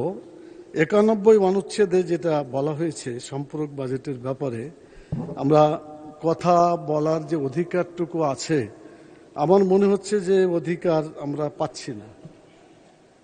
আলোচনার মাধ্যমে যেটা করেছেন সেটা ঠিক আছে, তবে কিভাবে বেশিরভাগ সদস্যকে কথা বলার সুযোগ দেওয়া যায় আমি আপনাকে বিবেচনার জন্য অনুরোধ করব। আর এখানে মন্ত্রণালয় যেগুলো বিজ্ঞান এবং প্রযুক্তি, এটা এমন একটা গুরুত্বপূর্ণ মন্ত্রণালয় যেখানে অনেক ভালো ভালো কাজ হওয়ার কথা, এবং গোটা দুনিয়া এখন ছোট হয়ে গেছে বিজ্ঞান এবং প্রযুক্তির সুবাদে। কিন্তু যেভাবে ছোট হয়েছে সেভাবে মানুষের কাছে সে উপকারটা আমরা দিতে পারি না মাননীয় স্পিকার। সেই জন্য বাংলাদেশে যে মন্ত্রণালয় কাজ করছে, আমি মনে করি এটাকে। ধন্যবাদ মাননীয় সদস্য। আপনি ছাঁটাই প্রস্তাব যারা দিয়েছেন সেই সব সদস্যবৃন্দের নাম উল্লেখ করার জন্য বলেছেন। আমি আমার বক্তব্যের প্রারম্ভেই 20 জন সদস্য যারা ছাঁটাই প্রস্তাব দিয়েছেন তাদের নাম সংসদে পড়ে শুনিয়েছি। আপনি হয়তো খেয়াল করতে পারেননি, এটুকু করতে পেরেছি। মাইক দেন, ওনাকে মাইক দেন। জি বলুন। মাননীয় স্পিকার, আমি সেভাবে বলি নাই যে টোটালি আপনি কয়েকজনের কথা বললেন সেটা না, স্পেসিফিক যে দাবি করা হয়েছে এখানে, এই দাবি, এটা যেমন বিজ্ঞান প্রযুক্তি, কোনোটা কমার্স, মানে যতগুলা মন্ত্রণালয়ের কথা আপনি এখানে উল্লেখ করেছেন, এই মন্ত্রণালয় সম্পর্কিত মাননীয় সদস্য যারা দিয়েছেন তাদের নামটা পড়লে। কোন প্রস্তাবে কে দিয়েছেন? জি জি, সেটাই। আচ্ছা, দেখা যাক। Thank you very much. Thank you. পরবর্তী বক্তা জনাব শাহজাহান চৌধুরী, বলুন। মাননীয় স্পিকার, আপনাকে অসংখ্য ধন্যবাদ। একটা বিষয় আপনি চেয়ার থেকে বারবার বলতেছেন যে এই বিষয়ের উপর উভয়ে মতামতের ভিত্তিতে 2 জনের আলোচনা। তো আসলে মেসেজটা কি যাবে? হ্যাঁ, আলোচনা হতে পারে কার্য উপদেষ্টাতে, ভেরি থ্যাঙ্কস, এটা আমরা অবশ্যই মেনে নেব। বাট এটা তো আপনার চেয়ার থেকে তো এইভাবে মাননীয় চিফ হুইপ আছেন, এটা বললে আমাদের মেসেজটা বাইরে যাবে। আমি অবশ্যই এটা পার্লামেন্টে কীভাবে উল্লেখ করব জানি না, তো এটা কি মেসেজ যাচ্ছে? এই জন্য আমার মনে হয় আপনার পক্ষ থেকে রুলিং দিয়া, না বলে এই প্রস্তাবটা উত্থাপন করার জন্য মাননীয় উত্থাপন করেছেন, ছাঁটাই প্রস্তাবে এই 2 জন আলোচনা করতেছেন, এইভাবে হলে মোটামুটি হয়। কিন্তু আমাদের মধ্যে কথা হয়েছে, এইভাবে কাটছাট হয়েছে, this is the very bad, আমাদের জন্য উদাহরণ হয়ে যাবে। এই জন্য আমি মাননীয় স্পিকার আপনার কাছে সবিনয়ে, আমাদেরকে বিরোধী দল, আমরা সবাই তো আলোচনা করতে চাই, আমরা সবাই চাই যে উভয়ে মিলে মিশে কাজ করব, কিন্তু বাট মেসেজটা তো এটা যেতে হবে যে আমরা বিরোধী দল হিসাবে এখানে পার্লামেন্টে ভূমিকা রাখতেছি, আমরা কথা বলতেছি জনগণের জন্যে, আমরা কথা বলে এইখানে আমরা ছাঁটাই প্রস্তাবগুলোর ব্যাপারে আমাদের বক্তব্য রাখতেছি। কমপক্ষে এই মেসেজটা তো যেতে হবে। ধন্যবাদ। এই জন্য আপনি মেহরবানি করে চেয়ার থেকে এই কথাটা না বললেই আমরা অত্যন্ত বিনীতভাবে বলছি, বিরোধী দল আমরা সবাই উপকৃত হব। ধন্যবাদ স্পিকার আপনাকে। এই বর্তমানে যেটা নিয়ে আলাপ হচ্ছে, 16 জন মাননীয় সদস্য এখানে ছাঁটাই প্রস্তাব দিয়েছেন। আমি দেব 2 জনকে, কারণ না হলে সময় কুলাবে না। এখানে যদি এটা তো কোনো অবৈধ সমঝোতা না, এটা একটা ভালো সমঝোতা। সংসদের মধ্যে সরকার বিরোধী দলের মধ্যে এই সমঝোতা সবসময় হয়েই থাকে। তবে আপনারা যদি চান সেটা উল্লেখ না করা, ইট ইজ আন্ডারস্টুড, না বললেও চলতে পারে। এনিওয়ে, পরবর্তী বক্তা জনাব আল ফারুক আব্দুল লতিফ, নীলফামারী 2। মাননীয় চিফ হুইপ, কি বলতে চান কিছু?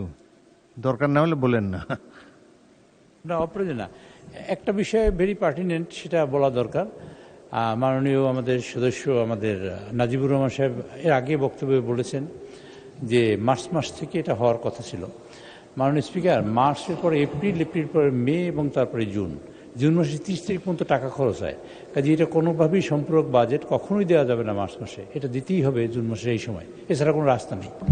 দ্বিতীয়ত হলো যে এটা আমার জানার জন্য তারা অনেকে দিয়েছে Thank you. আইন আছে, আমি দেখেছি এটা আছে। Thank you chief whip. জি, আর একটা বিষয় যেটা বলেছি সেটা হলো, এটা আপনি যেটা যথার্থই বলেছেন, আমরা আন্ডারস্ট্যান্ডিং করি জাতীয় স্বার্থে এবং দেশের প্রয়োজনে, দেশের প্রশ্নে আমরা আন্ডারস্ট্যান্ডিং করি। যখন আন্ডারস্ট্যান্ডিং করা দরকার হয়, মাননীয় বিরোধী দলীয় নেতা যখন বলেছেন বিদ্যুতের দাম মানে তেলের ব্যাপারে, আমরা মেনে নিয়েছি এবং সেটা সমঝোতা হয়েছে এবং আমরা এখানে যে স্বাক্ষর রেখেছি তাতে বিরাট লাইন বন্ধ হয়ে গেছে এবং তেলের সমস্যার সমাধান হয়েছে।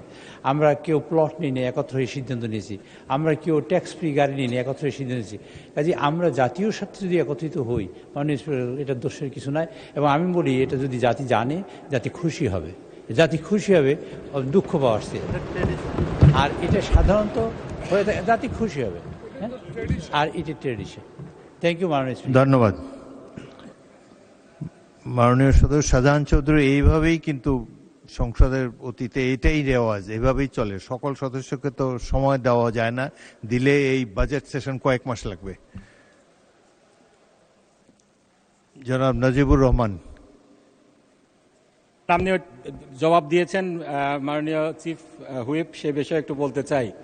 আমাদের যে পার্লামেন্টারি সিস্টেমে আমাদের দেশ রান হচ্ছে, এটা কিন্তু এক্সিকিউটিভ সিস্টেম না। সেখানে উচিত ছিল পার্লামেন্টের অনুমোদন নিয়ে অর্থ ব্যয় করা, সেটা না করে ঘোড়ার আগে গাড়ি জুড়ে দেওয়ার মতো খরচ করে পার্লামেন্টের কাছে আসা হয়েছে অনুমোদন চাওয়ার জন্য। এক্ষেত্রে পার্লামেন্ট রবার স্ট্যাম্প ছাড়া অন্য কোনো ভূমিকা পালন করতে পারছে না। সেজন্য একটা স্পেসিফিক আইন হয়েছিল, সেই আইনটা সরকারি অর্থ এবং বাজেট ব্যবস্থাপনা আইন 2009। সেখানে 12 নম্বর অনুচ্ছেদে স্পেসিফিক্যালি বলা হয়েছে যথাসম্ভব মার্চ মাসের মধ্যে সম্পূরক বাজেট দিতে হবে। স্পিরিট অফ দ্য ল বলছে আগে সংসদের অনুমোদন নিয়ে তারপরে খরচ করতে হবে। কেন যথাসম্ভব সম্ভব হয়নি সেটার কিন্তু কোনো ব্যাখ্যা সম্পূরক বাজেটের কোনো জায়গায় সরকার বলেনি। এক্ষেত্রে আইনের ব্যত্যয় হয়েছে। সেজন্য আমার কথা হলো, আইনের যেই ফাঁক ফোকরটা আছে এটা বন্ধ করার জন্য যথাসম্ভব শব্দটাও উঠিয়ে দেওয়া উচিত। এখান থেকে আমরা একটা বেসরকারি বিল আনবো।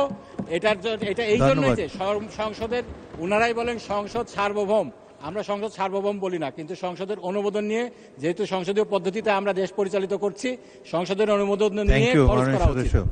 আমার তো এই ছাঁটাই প্রস্তাবটা শেষ করতে হবে, এটা আপনি আগেও একবার বলেছেন। তবে এটা আমিও বিশ্বাস করি যে সংসদের যা কিছু রাষ্ট্রীয় খরচ সেটা আগেই সংসদে অনুমোদন নেওয়া উচিত। তবে নানা কারণে এটা হয়তো সম্ভব হয় না। প্রত্যেক সংসদ এইভাবেই পাশ হয়েছে, এটাই এখন ট্র্যাডিশন হয়েছে। ভালো হতো প্রত্যেক খরচের প্রত্যেকটি আইটেম খরচের আগে যদি সংসদে অনুমোদন নেওয়ার মতো কোনো ব্যবস্থা করা হতো, এটা তাহলে ভালো হতো, সংসদের সার্বভৌমত্ব আরো দৃঢ়তর হতো। তো যাই হোক, সে ব্যাপারে চিন্তা ভাবনা করে দেখতে পারি আমরা ভবিষ্যতের জন্য। এখন অপর সদস্য জনাব আল ফারুক আব্দুল লতিফ নীলফামারী 2, আপনার সময় 3 মিনিট। স্পিকার, আপনাকে ধন্যবাদ। আসসালামু আলাইকুম রহমতুল্লাহ। বিসমিল্লাহির রহমানির রহিম।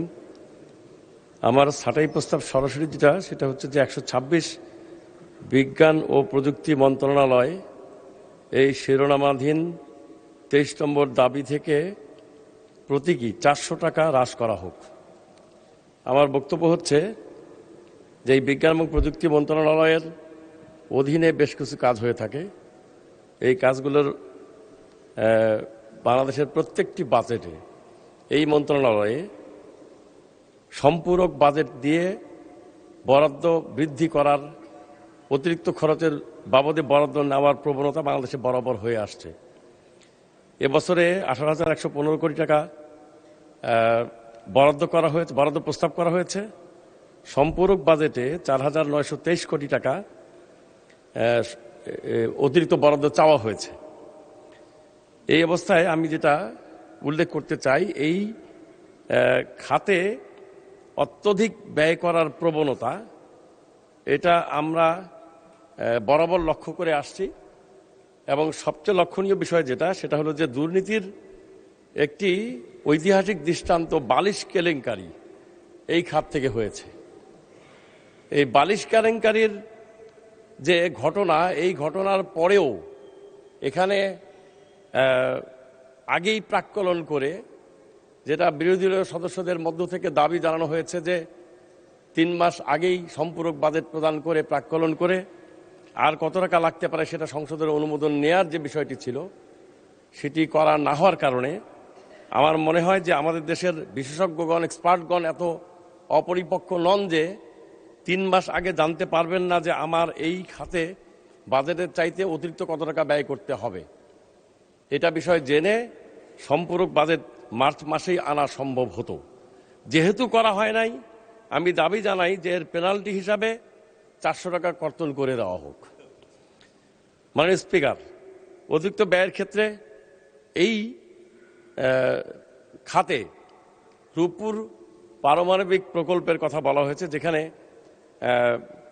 এই 2400 মেগাওয়াট বিদ্যুৎ ক্ষমতার যে প্রকল্পটি, এই প্রকল্পটির শুরুতেই প্রাক্কলন করা হয়েছিল 1,39,000 কোটি টাকা, যেটা পৃথিবীর সবচেয়ে দুর্নীতিগ্রস্ত দেশের চাইতেও বেশি। এই বিশাল অঙ্কের কি বলে প্রাক্কলন ব্যয় নির্ধারণ করার মাধ্যমে আমরা দুর্নীতিকে প্রশ্রয় দিয়েছি এবং নিয়াত করেছি যে আমরা দুর্নীতি করব।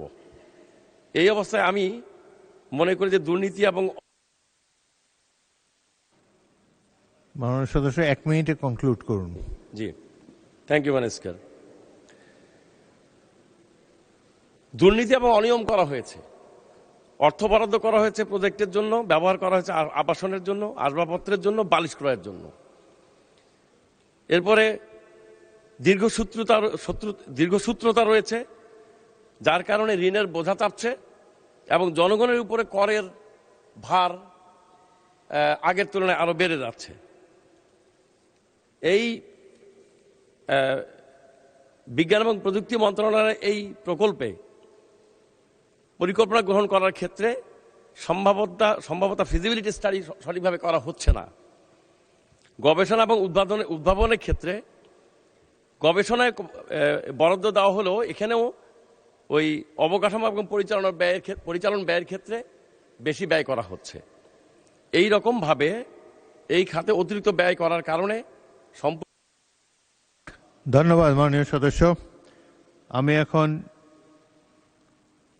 মাননীয় বিজ্ঞান ও প্রযুক্তি মন্ত্রীকে ছাঁটাই প্রস্তাবগুলোর উপর বক্তব্য রাখার জন্য আহ্বান জানাচ্ছি। ধন্যবাদ মাননীয় স্পিকার।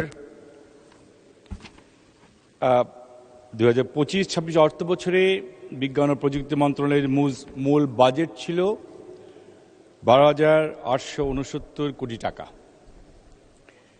এবং সেটা সংশোধিত বাজেটে 164 কোটি 51,54,000 টাকা কমে বাজেট গিয়ে দাঁড়ায় 12,774 কোটি 48,54,000 টাকা।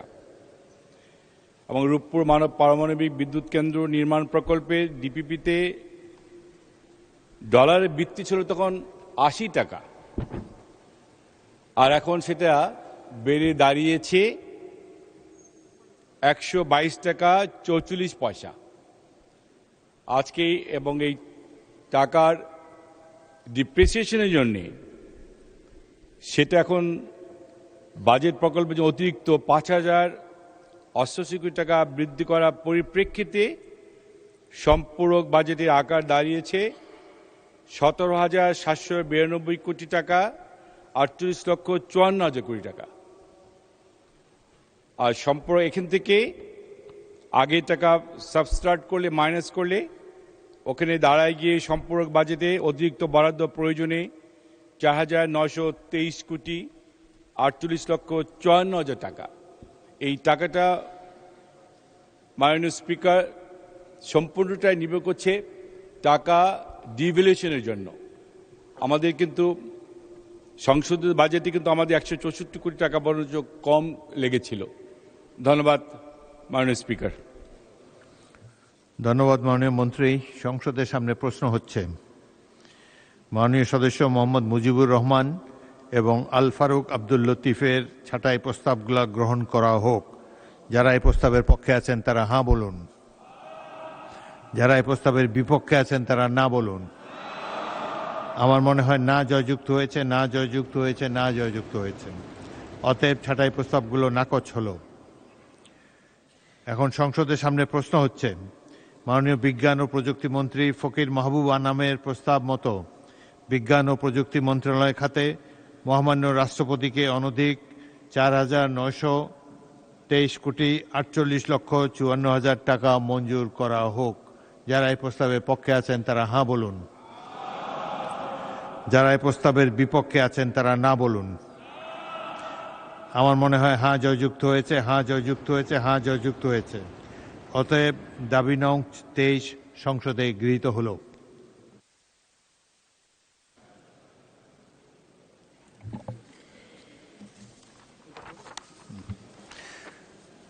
মাননীয় সদস্যবৃন্দ, 2015 সালের আজকের দিনে 3 মাস 17 দিন গুমের শিকার হওয়ার পর গোপন বন্দিশালা আয়নাঘর থেকে মুক্ত জীবনে ফিরে এসেছেন মাদারীপুর 3 আসনের মাননীয় সংসদ সদস্য জনাব আনিসুর রহমান। আজকে সেই দুঃস্বপ্ন থেকে মুক্তি পাওয়ার 11 বছর পূর্তিতে তিনি তার নির্বাচনী এলাকার জনসাধারণ সহ সকলের নিকট দোয়া প্রার্থনা করেছেন। আজ বাদ আসর সংসদ ভবনের মসজিদে মাননীয় সংসদ সদস্যের জন্য দোয়া ও মিলাদ অনুষ্ঠিত হবে। উক্ত মিলাদে অংশগ্রহণ করার জন্য মাননীয় সংসদ সদস্য সবাইকে আমন্ত্রণ জানিয়েছেন। এখন আমি সংসদের বৈঠক আসর নামাজের জন্য 30 মিনিটের বিরতি দিচ্ছি। সবাইকে ধন্যবাদ।